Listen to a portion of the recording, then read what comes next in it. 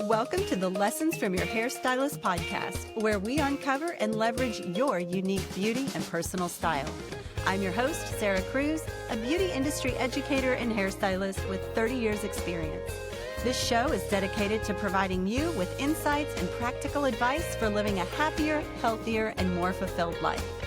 Experience that special stylist-client bond right here as we dive into conversations with experts in beauty and wellness. Here, you'll gain valuable tips on personal style and self-care to empower your journey. Join me to unlock the secrets to living beautifully well while elevating your lifestyle, mind, body, and spirit. Your appointment is now, so have a seat and get ready for transformation.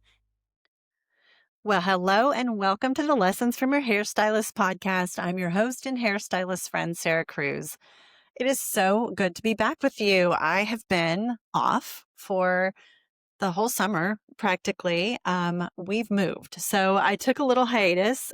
We moved from our house into an apartment. And before you say, oh my gosh, why would you do that? I can not tell you how liberating it has been. This is just a time in our life where we were just looking to simplify. And it has been one of the best things we have done for ourselves. And I can't remember when. It is such a great feeling. We have downsized and just ditched all the responsibility of home ownership. It's crazy. It used to be one of those things where people are like, oh, if you don't own a home, it's like throwing money away, and it's like, it's so worth it. And I don't think it's that way anymore. I think that spending money for the convenience is well worth it for this point in time in my life. I mean, we had a pool at the house and it was nonstop. I mean, even if you have somebody to help you, it doesn't matter. I mean, it is a 24-hour-a-day job, it seems like. And our backyard was full of trees and it was just constantly, it was just constant. And the house was like 20 years old. Stuff was just starting to really need repair. The HVAC system definitely needed to be replaced. And a couple of years ago, there was like this storm and, the roof was going to have to be replaced at some point. So, the storm blows some shingles off and we're like, okay, this works because we turn it into insurance and it's like, all right, we can get a new roof. This is great. This is the perfect time to do a new roof. And so, we hired this roofing company and turns out they were scammers. We paid them a down payment to start the project and they never started it. And like a year went by, we could never get them to start it. And then they were like, oh, you have to pay the rest of it before we start. I'm like, hell no, we're not doing that. And long story short, we wound up having to sue them. And as it turns out, so did many other people. So the company files bankruptcy and they had good reviews. There were people in our neighborhood that actually used them. And so just for whatever reason, they were this way, not just with us, as it turns out. There were other people that had the same issue too. Filed bankruptcy. Nothing was ever done about it. The roof never happened. It was like a 2-year long process with this roof. Stuff on the house. It just starts to be like too much after a while. And my husband and I'm in my 50s. My husband's already 60. Don't tell him I said that, but we're done. We are done with all of that responsibility. When I tell you that renting is so amazing, I feel so free. Honestly, we had our first actual weekend, what I would think normal people would have a weekend where you're not doing these constant projects. You're not trying to put fires out. You're not trying to, deal with the latest issue. It's just not like something all the time. If there's something you need, somebody's going to do it. And that is fantastic. It's easier to maintain it. We got rid of 85% of the stuff that we had, which was so liberating. Love it. It's like starting over. I'm definitely in my minimalist era, just having bare bones. I told someone, I was like, I literally just want 8 knives, 8 forks, 8 plates. I mean, this is where I want to be. And so I feel like we really pared down, got rid of a lot of stuff. And it has been so glorious. I absolutely love it. We moved to this little community. I don't know, like, I don't know, 20 minutes south of Nashville here, a place called Berry Farms. And it's like this planned community. I feel like we live in Mr. Rogers' neighborhood. It is so cute. You can walk anywhere. You can walk to the grocery store. There's restaurants around, like tons of restaurants. There's clinics, there's vets, there's, salons, spas. Not that I'm going to a salon and spa because, I'm at a salon, but you got the dry bar, if you needed a blowout, massage place, aesthetics place, urgent care. You've got several gyms, exercise like Pilates, CrossFit. There's boutiques, just really almost anything you could want is here, and it's walkable. I'm definitely getting my steps in every day, and it's amazing. I love it. You wouldn't really have to go anywhere. And it's just so cute. The whole place is it looks perfectly manicured. It is really adorable. And I can't tell you how much we love it. So, if you're in the Nashville area and you're thinking of, being in a community that just has everything, you got to check it out. And, so for us, it's been amazing. We've been doing that this summer, and I had to give the podcast a little bit of a rest. I started it and it was fantastic. I loved it. If you listened before, you know that I had a lot of guests on. I had guests almost every week. And that was fantastic because I had some really people on. I'm just so grateful for the amazing people that I was able to have on the podcast, just talking about their different stories, the things that they could teach us, the inspiration that came out of a lot of those episodes, just the knowledge. There were just experts and survivors and people who had just done some really incredible things that I was able to talk to and interview, and it was fantastic. And at the same time, it was exhausting to get, a guest on every week. And people were willing, and I appreciated that. But, the time and the prep that it takes to going into, doing the questions, preparing the episode, doing the scheduling, things like that. And, I'm very lucky to have two really amazing women that work with me, my virtual assistants. I have Allie Graffel, who is actually in the Philippines. She works remotely from there. And then I have Crystal Dieterle. She is in Illinois, and both are just absolutely fantastic. So they help take care of the podcast, the marketing for my on-site hair and makeup company, Black Tie and Blush. They really take care of everything as far as the things that I'm doing online, my business and that sort of thing. So, even though that, they were there to help and help schedule all of this and get things going, it became something that over the summer, I just wasn't able to keep up. And I always knew I wanted to get back to it. I was taking off for the summer, fully intending on being back to it by fall. And I'm excited that now that we're going into fall, I am back with this new episode. And I think going forward, um, may have some guests, may do guests still, but probably a lot more solo episodes.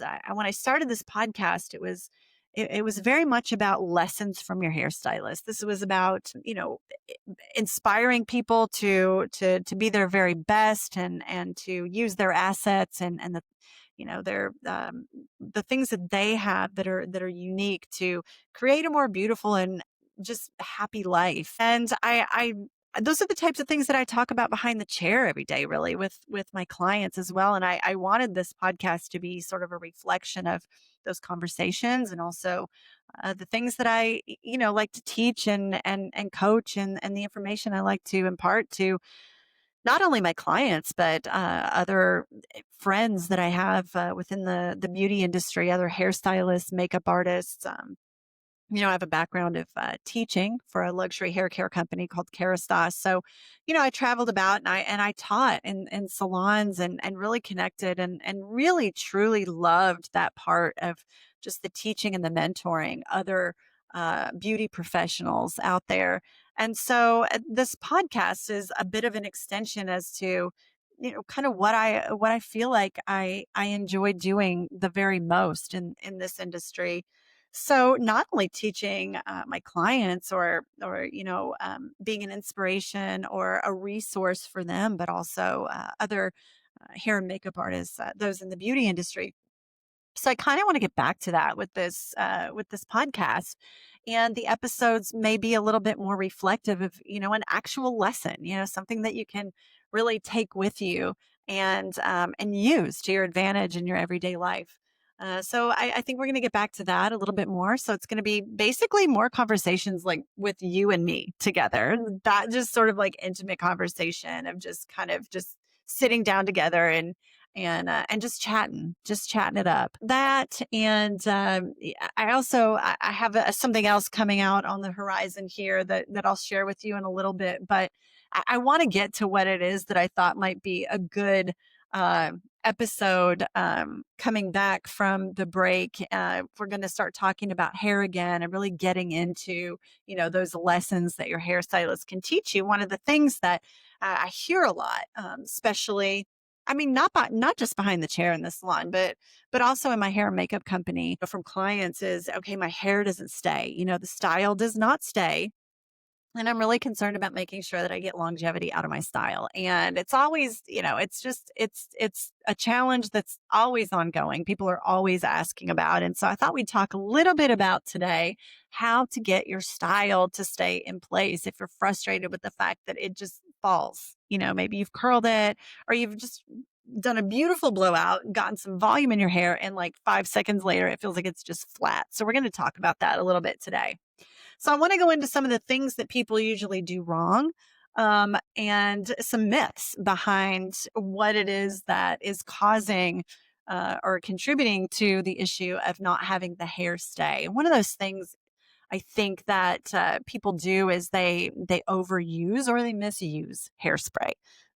Hairspray seems to be that like overarching product that everybody reaches for first and foremost. And there's so many different products out there. And I think that so many times people don't know how to properly use them because they are meant to take any hair type and allow for you to have longevity. So we're going to go into that a little bit. We're going to talk about product and we're going to talk about prep and how to set yourself up from the get go as to how you can get your hair to stay. So even if you have fine, thin, limp hair, you can create a style that will last, but we're going to talk about how to do it properly. So the first thing I want to say is again, it all goes into prep. So the prep can be, yes, you could start from dry hair. Say you get up in the morning, say that you want to style your hair and you want it to last all day, but you don't want to have to wash it. That is fine. But one of the misconceptions is that hair styles better um, and holds better when the hair is a little dirty, little gritty, a little bit oily. And I think that there is still this misconception among professionals as well. I don't even think it's just clients. I think that even professionals believe this to be true too. But I'm going to tell you what my take is on it. The one thing any project that you take on, right? Anything that you're going to be doing, say you paint a wall or you're putting makeup on your face or you're going to paint a picture on a canvas. Would you do that on a surface that has oil and grit and dirt and whatever the day had left over from yesterday and the day before and the day before maybe? Would you then do your project over that? Would you paint over that? Would you put makeup over yesterday's makeup or oily face, dirt, sweat, things like that? So it's kind of the same thing with hair. Like you want a clean palette for the most part. Maybe a day old, that's fine. But if you're going to be putting product in your hair, It needs to be done on a clean surface. And you can do prep products, even wet prep products, such as mousse or a spray, a volumizing spray, a thermal spray, anything like that, a texturizer, a wet texturizer, even a gel. You can put those things on dry hair and you can blow dry them in. Product is like a tool. A lot of times we use certain tools for different things. We might use a hammer, for instance, right? But maybe we just use the hammer as a doorstop.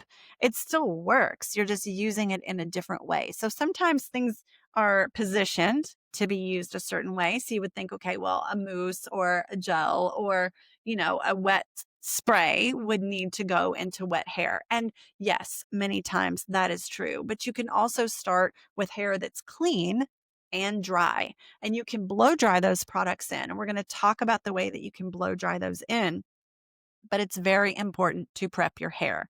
And if you're someone that doesn't like a lot of product in your hair because you feel like it makes it feel dirty or gritty or something like that, you can't have both many times. I hate to be the bearer of bad news, but if you're going to have a style that lasts all through the day and night through dancing and receptions and things like that, or even just from, morning to the end of your workday, if you want it to last, you will have to use product for the most part, because that's what product was designed to do.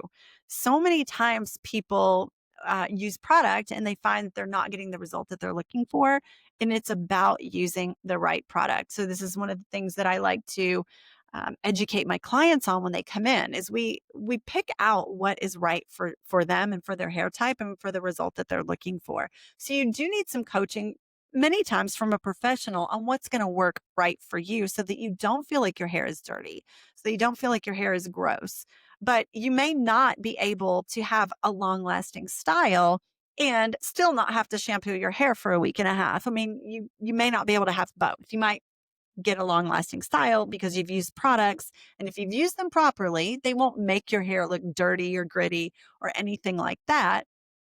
If you're following the manufacturer's instructions, your stylist's instructions, you're going to get the results out of it that you're looking for. But you may not be able to extend your blow dry for, a week and a half. Yes, there is dry shampoo and things like that. But, at the end of the day, it's like sometimes we have to make some choices. So first of all, we're just going to talk about prep, and we're going to talk about the hair products. Prep is very important. Like I said, many times you do this on wet hair, or you could do it on clean, dry hair. But hairspray is not necessarily a prep product. A lot of us will really rely on hairspray, like far too much. Using it is our only tool in our toolkit, and it's really meant to be a finisher. It is not meant to be on the front end. This is why it's a hairspray. This is why it sets the hair. What you want to use is a prep product, something like I said, like a mousse or a gel or some sort of like a spray volumizer, a wet texturizer, something like that, or even a dry texturizer. We'll talk about that in a second.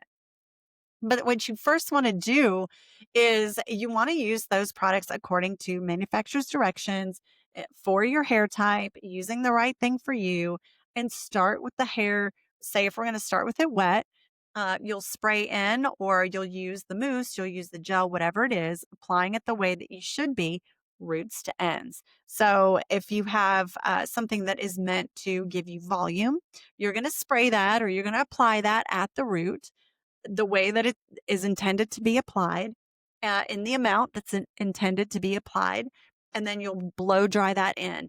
That product is designed to hold the end style. It has a hold memory to it.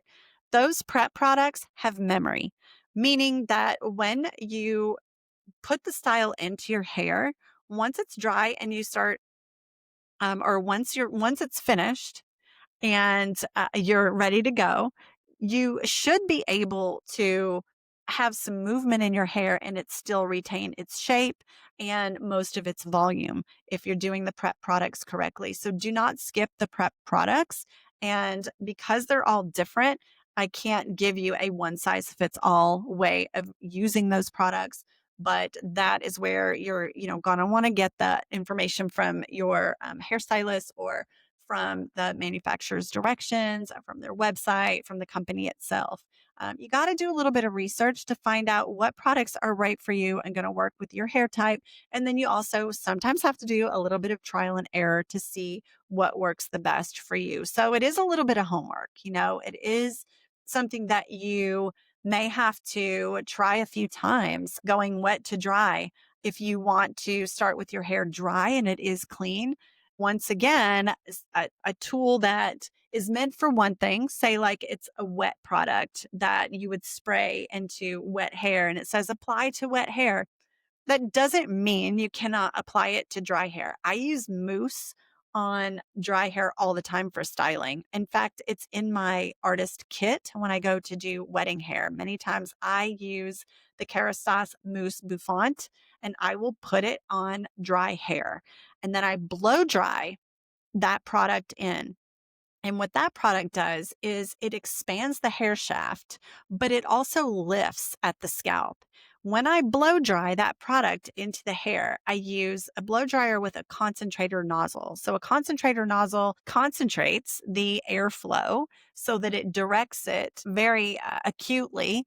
And you're going to blow that hair in the opposite direction. So you really want to lay that hair follicle right over in the opposite direction. Now, a lot of times when people start to blow dry product into their hair and they're trying to blow dry some volume in, they lift straight up at a 90-degree angle, say like right off the top of their head or, straight out from their head.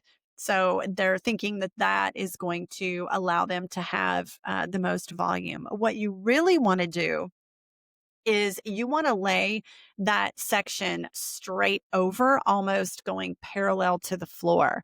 So if you're in the crown of your head, you can drag that section clear across the top of your head, almost parallel to the floor going forward or to either side. Imagine you could roll a marble on top of that section as you are blowing it in whatever direction you're going. It should be flat. And that way, when the hair lays back over, you're going to get the most lift at the root. If you're blowing straight up, you're not going to get so much of the lift right at the root. It's going to be a little flatter at the root and you're going to get a little bit more volume an inch or two out. So really get that hair 75 to 80% dry. Either by blow drying the wet product in or blow drying the wet hair with the wet products in. And once you get that hair all 75 to 80% dry, then you can start working with either a round brush or a vent brush to smooth whatever it is that you're using. And then you can finish out the style so that you're not having to blow dry with a brush from soaking wet hair to dry. First of all, that's exhausting. And second of all, it just doesn't work as well. You can have the hair almost dry and then do the finishing with a brush. Same thing with the brush. If you're trying to get volume on the top, you want to drag that entire section over parallel to the floor so that when you roll it back, that brush is sitting right on top of your head. If you're pushing the brush straight up and rolling it down, you're causing the hair to still be flat at the roots. And I wish I could show you. I may do a video because I think a visual is always good for this. This is one of the things that I show my clients a lot. And it really takes me having to show them exactly what I mean because then they can visualize it. Now, I might do a video that this would be a good one. But trust me when I say push that hair over into the opposite direction and then bring it back the other way and you'll get maximum volume and then get the hair completely dry with the product in or completely dry from just out of the shower, blow dry it, everything dry. With that prep product, you can know that you can go ahead and do the curling iron or that whatever you did with the round brush, that volume is and that shape is going to stay in. Now, I will say a prep product also would be a heat protector. Many times these setting sprays or these styling products are going to have some heat protection in them, and that is very important. you always want to use a heat protection. Number one, because heat will dry your hair out terribly. Even more so, it can be even more so damaging to the hair as, say, bleach, like a lightener or high lift color. It's really important to use heat protector because it will wreak havoc on your hair if you're using a flat iron, a curling iron, something like that. Over and over, your hair will just absolutely get wrecked. And not to mention the fact that your color is not going to stay as vibrant. It's going to fade faster, and you're just not going to have as good a results if you don't use a heat protector. So, heat protector is really a non-negotiable if you're going to be using any heat at all to style your hair. Many times, again, in these prep products, you're going to have some heat protection in there. So just make sure that you're following, again, manufacturer's directions or your hairstylist directions, that you're using the products the way they were meant to be used so that you have good results. So that's number one. Once you get the hair prepped that way and you've used the amount of product that you need and the way that you should be using it, you can use a dry product, like a dry spray-in product. A really great thing to curl with is going to be something like a texturizing spray, not a hairspray. So a texturizing spray is not going to seal itself to the hair shaft the way that like a hairspray would. The hairspray almost kind of melts itself to the hair strand, and then it flattens it, and it actually allows the hair to go more limp and for the curl to flatten out more. So you're not going to get as nice of a shape. If you're using something more aerated, something meant for volume, something meant for setting, if it's a dry product, then you're going to have better results when you go to set the hair. Hairspray is not a setting spray. Hairspray is a finisher. So with hairspray, it's largely alcohol based. Many of these hairsprays, and they just coat the hair. That heat can really sear that coating onto the hair shaft. So you're really going to wind up with just like crispiness. It's just going to be inflexible. You're just not going to have good longevity out of using hairspray as a setting spray. So let's not do that anymore. If you're guilty of that, I've been guilty of that myself too in the past. So no shade, but that's just my little tip for that. So once you get that done, again, going back to the tool in your toolbox, if you're using a dry texturizer, once again, you can break the rules. One tip I like to give is, say you're using like a dry volumizer. One of my favorite ones is the Hairstyle VIP. So this is VIP stands for volume and powder. It is like this super dry, like texturizing, volumizing spray. It is amazing, and it will give you like tons of volume instantly. One of the things you can do is, if your hair is wet, you can spray that into wet hair at the roots and blow dry it in. One of the things it does is it gives you longevity. It will extend your blow dry. So if you don't want to shampoo your hair for maybe a day or two extra, it could make your blow dry last a little bit longer once you do it. So it is a prep product. Again, yes, it is recommended to be used on dry hair. Can we break the rules sometimes if we know what we're doing? Yes, we can. And can we have great results? Yes, we can. So that's just a little tidbit. You can also do that with like a dry shampoo. A dry shampoo, spray some of that in your roots before you blow it dry, and it will help to keep the oils at bay as well. Depends on the actual product and the brand as well, but I love the Hairstyle one. The Fresh Affair is just absolutely one of my favorites, but there's a lot of great ones out there too. So those are just a couple little tidbits to take away. Once you do the volumizing spray, then you can do the curl. And once you do that, the thing that you definitely want to do is you want to let the curl cool in place. So you want to, of course, make sure that your curl is being heated all the way through. Say if you're using an iron, or if you're using like a curling iron or a wand. Many times I recommend between 375 and 400 is a good temperature. If your curl is not staying, many times it's because we're getting a little impatient, not letting the heat get all the way through. So if it's hot to the touch on the outside, then the heat has gone all the way through and you can probably let go of it. But I would pin it And this is one of those times where you would use the hairspray. So once you pin it into place, and I like to get these long metal, they're called duckbill clips. You can get them at like Sally's, or you can get them anywhere, Walmart, whatever. But they're just like these long single prong clips. They're really good for pinning your curls into place and letting them curl or letting them cool. Once you do that, spray that with a flexible hold hairspray. This is a great time for the hairspray now. What it will do is not only help to set the curl in place, but just that mist from the hairspray kind of helps to cool it as well. So it'll start on that cooling process. Let it get completely cool to the touch before you release the curls and then brush through it and style it, that type of thing. That may seem like common sense. You might be like, oh, yeah, I know that. But do we actually do it? And have you tested yourself on either doing it or not doing it and seeing the difference between one curl and another one, where one has been cooled and the other one hasn't? It is a dramatic difference. And combined with using the right prep products and the right temperature and letting the hair cool, you are going to get a much more long lasting result. So if you have, again, thin, fine hair, this is something that's going to be a game changer for you. It's really about just slowing it down, using the products the way they were meant to, and allowing the hair to cool before styling it.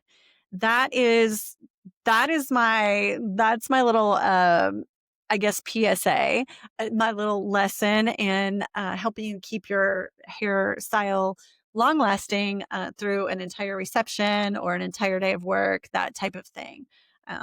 That's just it's a question I get a lot, and hopefully that will help you. I will say, if you do have any questions, please feel free to reach out to me on social media.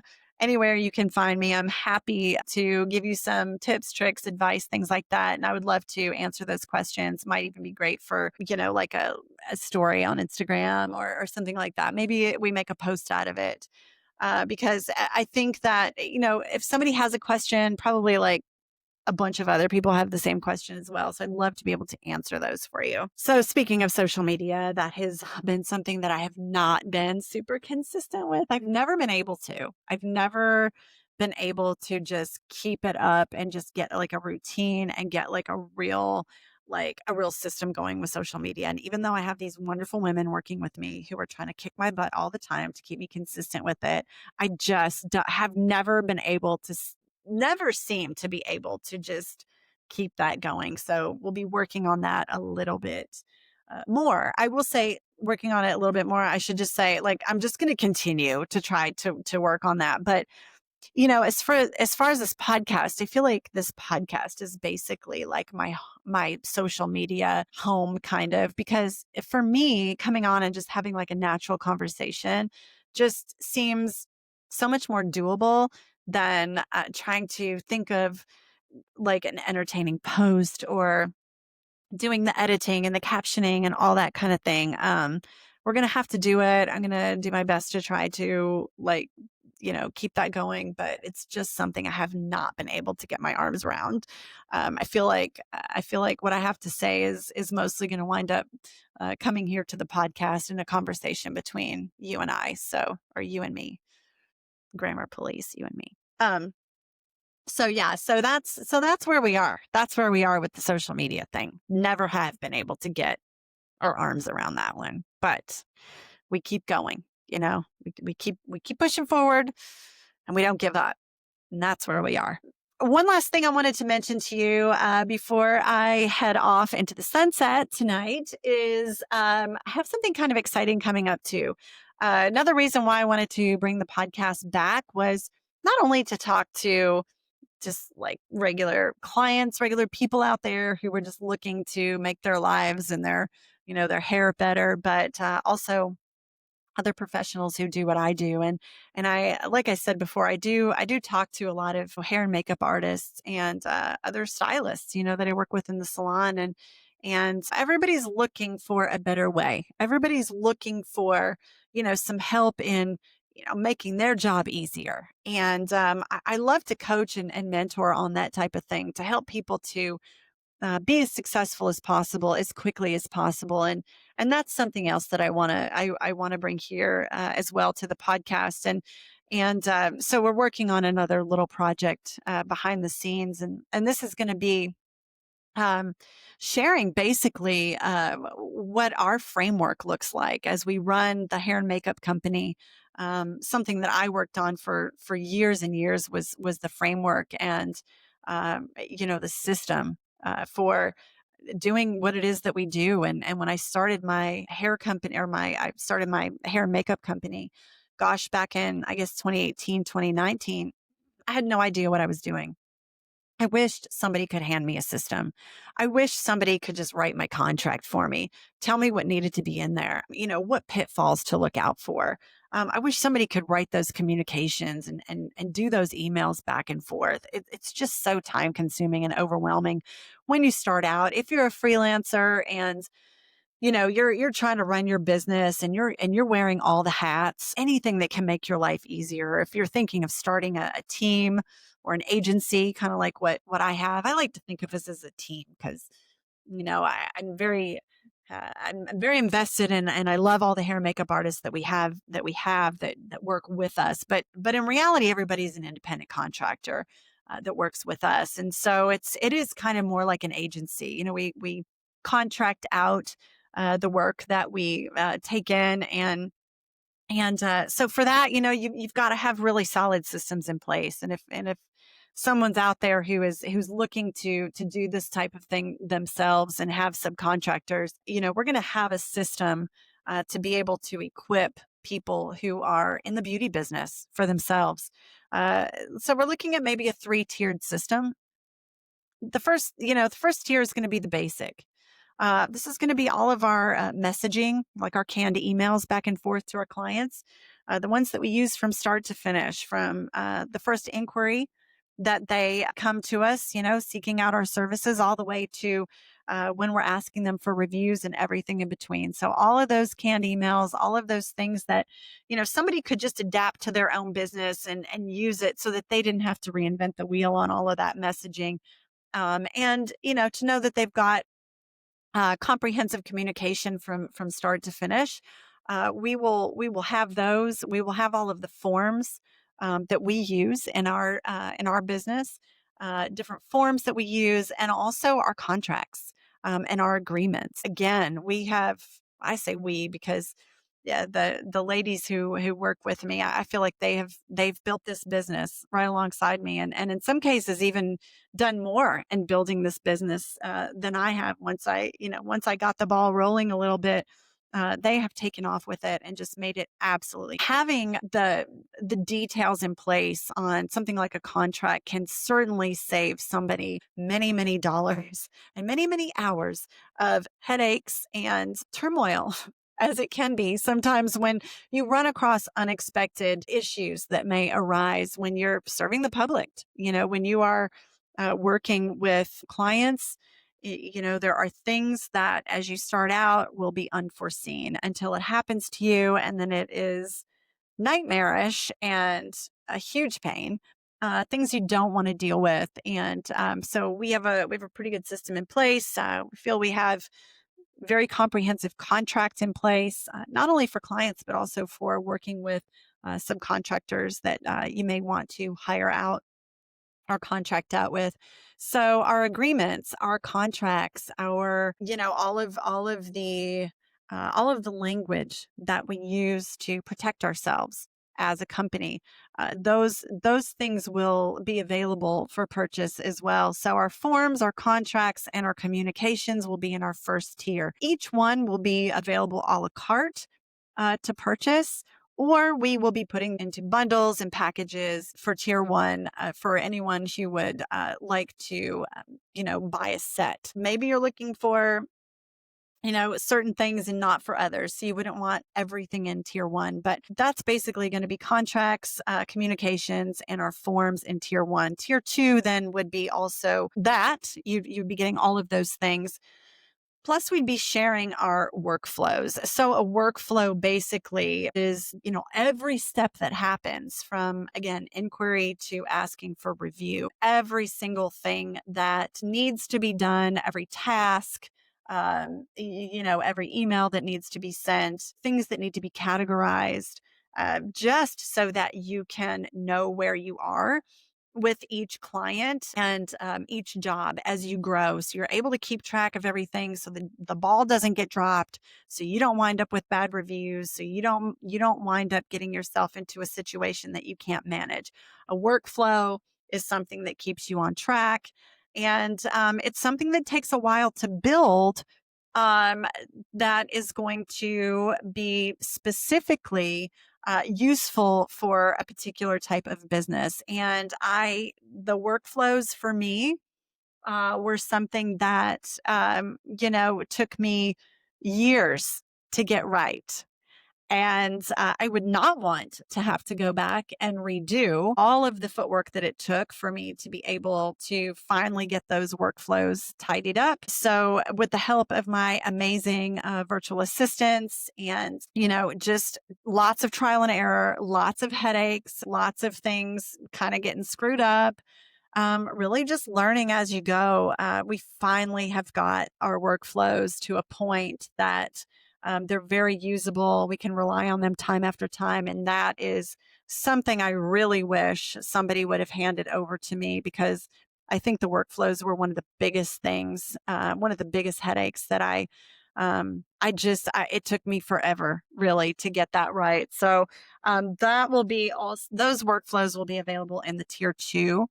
And then tier 3, we've got every resource that we use, all of our programs and tools, all of our software and things like that we use in order to run our business. We will have it in there in the how to. And also, we'll be offering virtual assistant help as well, because as you start to run a business, if you are someone who is wearing all the hats, tech can become a very overwhelming issue.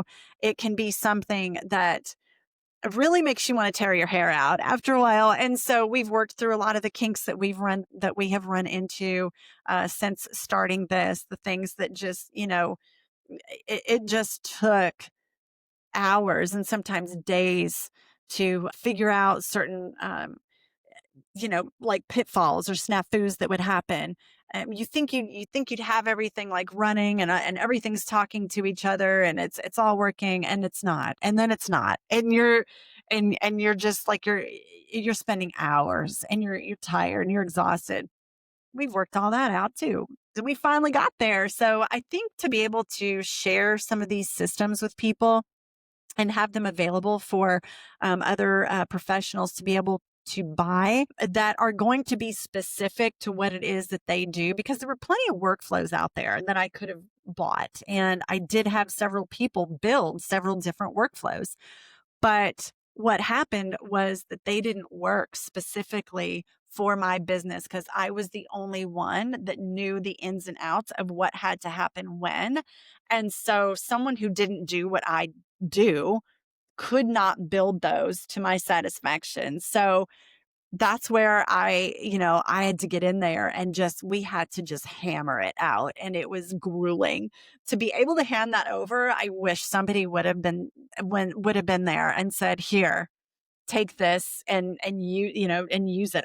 I would have invested so much money in that. So that would be tier 3. And also being able to have the help of somebody doing the plugging in and playing and building that out for you. Kind of excited about this new venture and about this offering. I think it's going to be something that is going to offer something for everyone, and will be valuable to everyone's budget. We're going to have digital assets that will start so small and can be built on up to a full suite, a full professional suite of like done for you. Just so excited for what that is. So we're we're going to be working on that. That's going to be our project over here behind the scenes. It's not even ready yet. Like we're just starting to build this out and design it. But I wanted to talk about that today for those who may be listening who are also in the beauty industry. This could be of interest to you. And of course, I will be talking about it more on the podcast and promoting that because I think, again, this podcast is kind of my social media. I'll be posting as I can, as best I can, but I do want this to be my main source of communication and getting it out there, getting our message out there. Me as a hairstylist, as a professional, a coach, and a mentor, and also as a business owner, helping other people to just do more and to grow and to do it more easily and to just expand what it is that they're already doing and find success faster and easier. That's kind of my goal, my dream, and what I feel like my purpose is and what it is that I'm doing now in this stage of the game and in the beauty industry. I've been in it for 30 years and continue to morph and reinvent and do different things. And I think that no matter what any of us does, that's one of the most important things that you can ever do in a career is just to continue to try new things and do different things. It keeps it new, it keeps it fun. And if you love what you do, you definitely have to continue to try to keep your creative juices flowing. So this is a new one for us and I'm excited about it. And I'll be talking about it more, on every episode. Of course, I'll be giving you the updates on what's happening and what's available behind the scenes, but just so excited to be back with you again. For this comeback episode. I don't know if it's a comeback episode, but for this episode after our summer hiatus, starting the fall, and excited for the episodes to come for the rest of this year and what that's going to look like. Excited for what it's all going to turn out to be and how we're going to grow. So I want to thank you again for, tuning in and listening. It means the world to me. If you would, please take a moment to leave a rating and a review.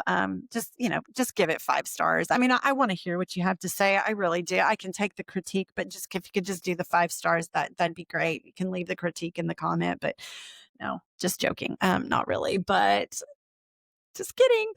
No, just please. It helps to push the podcast out. And if you could also share this with someone who might find it valuable, I would super appreciate that as well. I love being back here again, getting to spend this time with you. Thank you again so much for tuning in this week. And I'll talk to you next week. Have a wonderful rest of your day. And we'll chat on the next one. Thank you for joining me on this episode of Lessons from Your Hairstylist. I hope you found inspiration and actionable insights to embrace your unique beauty and elevate your life. Remember, it's all about taking small steps towards a happier, healthier you. If you enjoyed today's conversation, please take a moment to subscribe, leave a review, and share this episode with someone who might benefit from it. Together, let's continue unlocking the secrets to living beautifully fulfilled. Until our next appointment, keep your thoughts on your visions, your self-talk kind, and remember to keep your heart open so you don't miss any opportunities waiting for you out there. I'll see you on the next one.